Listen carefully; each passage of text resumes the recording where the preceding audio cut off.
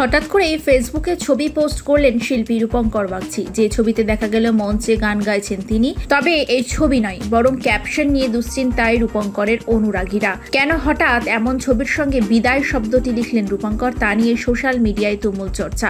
এমনিতেই সোশ্যাল মিডিয়ায় প্রয়াত গায়ক কে নিয়ে মন্তব্য করায় নেটিজেনদের রোষে পড়েছিলেন রূপঙ্কর। তারপর থেকে ফেসবুকে কিছু পোস্ট করলেই রূপঙ্করকে নিয়ে শুরু হয় বিতর্ক।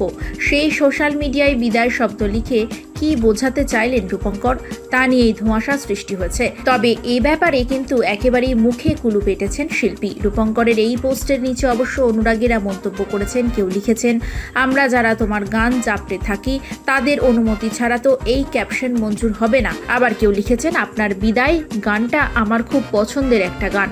প্রসঙ্গত কে কাণ্ডের পর কয়েকদিন আগে ফের নেটপাড়ায় রোষানলে পড়েছিল রূপঙ্কর বাগচি। একটি ভাইরাল পোস্ট ঘিরেই শুরু হয়েছিল বিতর্কের সূত্রপাত, যেখানে দাবি করা হয়েছিল গায়কের স্ত্রী পোস্ট অফিসে গিয়ে কর্মীদের সঙ্গে অভব্য আচরণ করেছেন। সেই ভিডিও নিয়ে স্বাভাবিকভাবেই বিতর্ক শুরু হয়েছিল।